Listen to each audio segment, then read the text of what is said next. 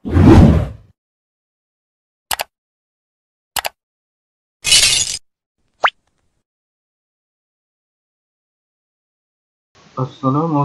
warahmatullahi wabarakatuh. Kembali lagi bersama saya di channel Muhammad Raflani, channel yang membahas seputar lowongan kerja untuk teman-teman semua. Tak perlu berlama-lama, langsung saja kita ke PKH. Program Keluarga Harapan atau yang disebut dengan PKH adalah program pemberian bantuan sosial bersyarat kepada keluarga miskin atau KM yang ditetapkan sebagai keluarga penerima manfaat PKH.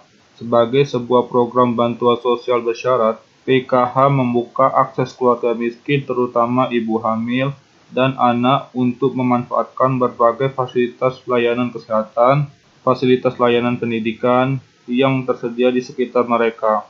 Manfaat PKH juga mulai didorong untuk mencakup penyandang disabilitas dan lanjut usia, dengan mempertahankan taraf kesejahteraan sosial sesuai dengan amanat konstitusi dan nawacita Presiden Republik Indonesia. Misi besar PKH untuk menurunkan kemiskinan semakin mengemuka meningkat jumlah penduduk miskin di Indonesia. Sampai pada Maret tahun 2016, masih sebesar 10,86% dari total penduduk atau 28,01 juta jiwa. BPS 2016. PKH diharapkan dapat berkontribusi secara signifikan untuk menurunkan jumlah penduduk miskin, menurunkan kesenjangan Gini ratio, seraya meningkatkan Indeks Pembangunan Manusia (IPM). Saat ini, Kementerian Sosial sedang membuka lowongan kerja terbaru dalam rangka mencari calon pegawai yang siap untuk bergabung sebagai pendamping sosial PKH Kemensos. Teman-teman bisa kunjungi media sosialnya yaitu sdmpkh.kemensos.co.id.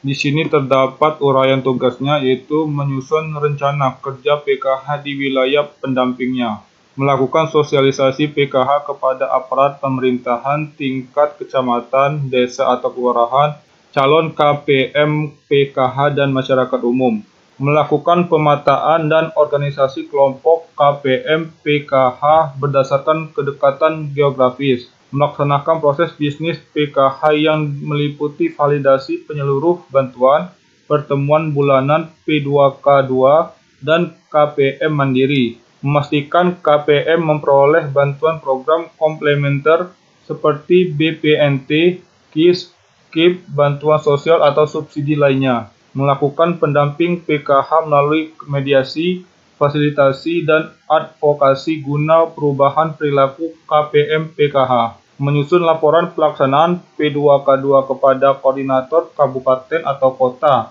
dan dinas sosial kabupaten atau kota secara berkala, dan menyusun laporan pelaksanaan PKH kepada koordinator kabupaten atau kota dan dinas sosial kabupaten atau kota secara berkala. Untuk persyaratan administrasinya, sehat jasmani dan rohani, usia diutamakan maksimal 35 tahun pada tanggal 22 Agustus 2022. Bersedia bekerja purna waktu dan menerima honor sesuai ketentuan PKH. Tidak berkedudukan sebagai CPNS, PNS, TNI, Polri, atau terikat kontrak kerja dengan pihak lain. Tidak berkedudukan sebagai partisipasi atau anggota atau pengurus partai politik.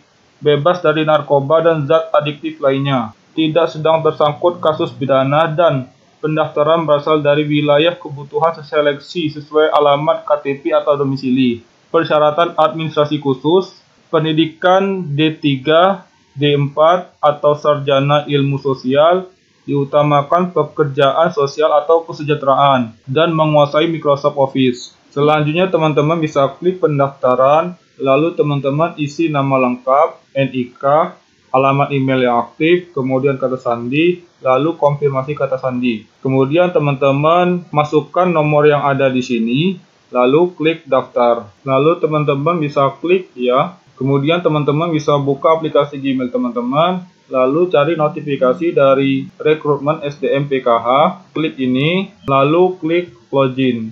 Kemudian teman-teman masukkan email yang terdaftar tadi, lalu kata sandinya, lalu teman-teman masukkan kode ini di sini, kemudian klik masuk. Selanjutnya teman-teman bisa pilih jabatannya, kemudian teman-teman bisa pilih wilayah seperti provinsi, kabupaten atau kota, dan kecamatan.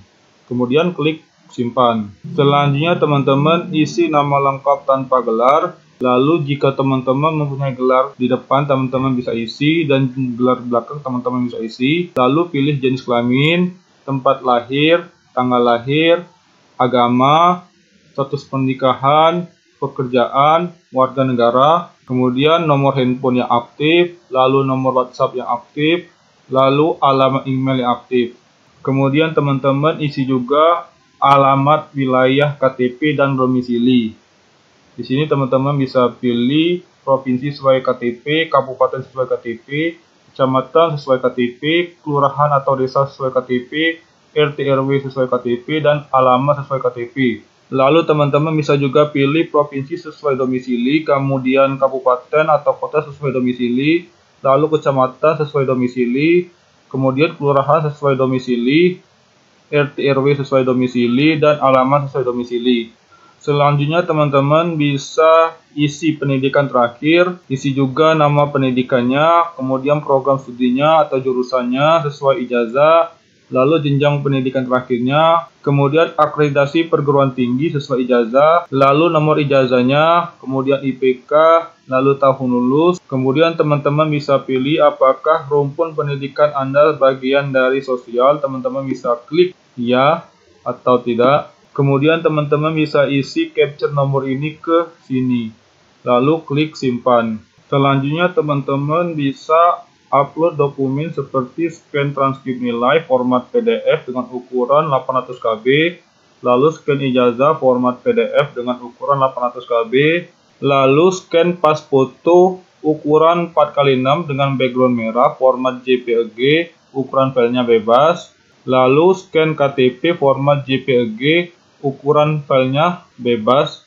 dan sertifikat pelatihan dan sertifikat lainnya yang relevan format PDF dengan ukuran file 800 KB.